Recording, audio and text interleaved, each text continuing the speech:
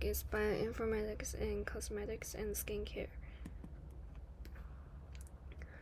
As we know, traditional cosmetics are fossil-based products, and I noticed that in recent years there's an emergence of biocosmetics in the market.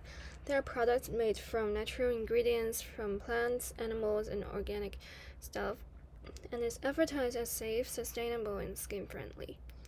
So we can see that biology can incorporate with cosmetics.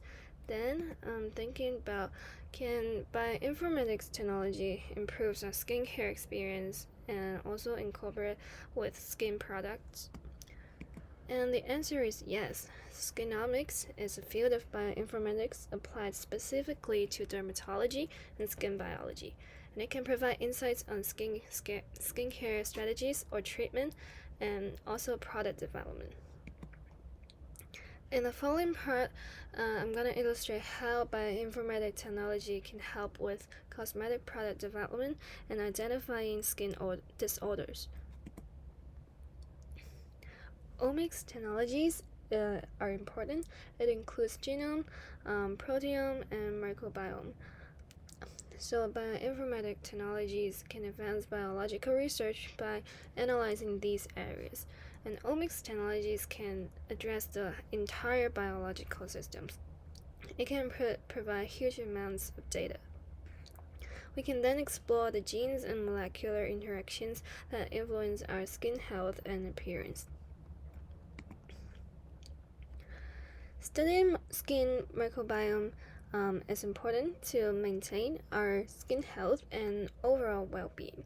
As you can see in the picture, skin microbiome is a physical layer on top of our skin, and it includes trillions of microorganisms like bacteria and virus. And it has several important functions to our skin and our body. Like it can act as a skin barrier to protect our body from external threats like pathogens. And secondly, it can interact with the immune system and maintain a balanced immune response, like help preventing inflammatory skin conditions. An imbalance in the skin microbiome can lead to skin disorders like acne and asthma. And knowing one's skin microbiome can lead to personalized skincare approaches, like tailoring skincare products that's suitable for different skin type. Then I took a look on a study. It studied the skincare product's impact on skin microbiome. And the method it used is called the 16th ribosomal RNA gene sequencing analysis.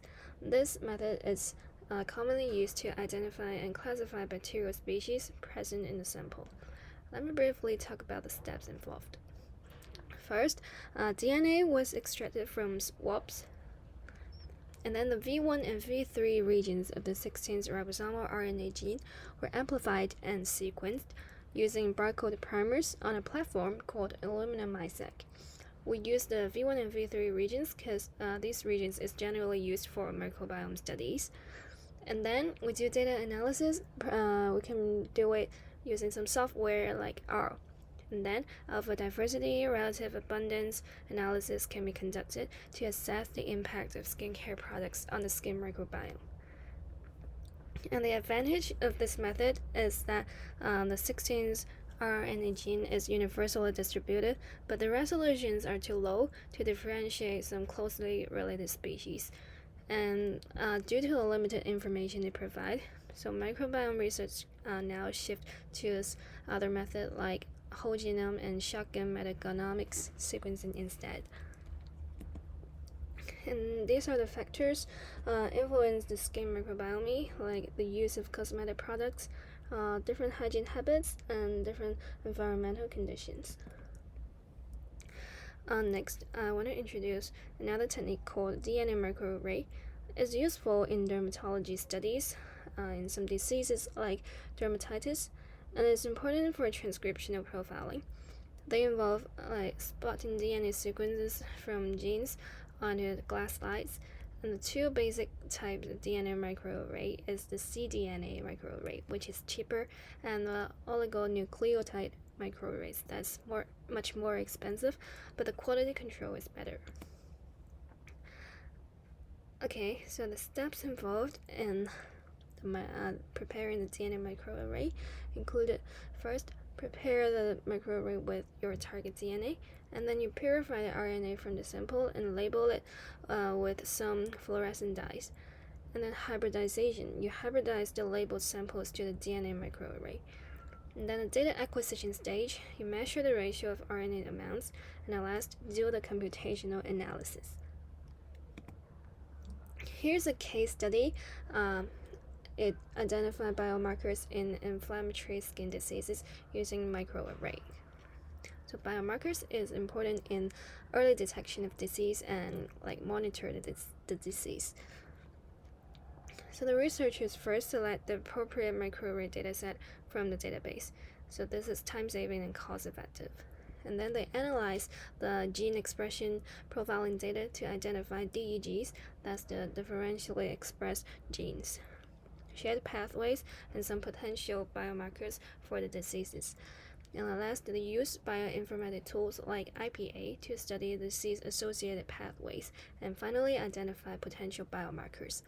This case study can illustrate how bioinformatics is pivotal in dermatology. The use of technology makes scientific study much more convenient and easier. To conclude, through the study of gene expression patterns, bioinformatics enables personalized formulation design for different skin types. The study on skin microbiome helped tailoring skincare products and treatment to different individual needs. Second, clinical application of bioinformatics is expected to become common in clinical settings. Like microarrays, this technique can play a significant role in suggesting some personalized treatment approaches based on different medications and different responses from people. Also, the role of omics techniques.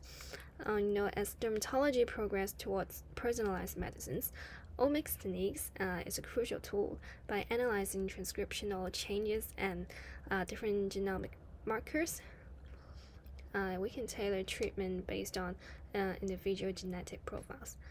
And lastly, dealing with large volumes of data in bioinformatics need collaborative efforts across disciplines, like expertise in biology, computer science, and statistics. They can work together to make discoveries in dermatology or product development and other skincare approaches.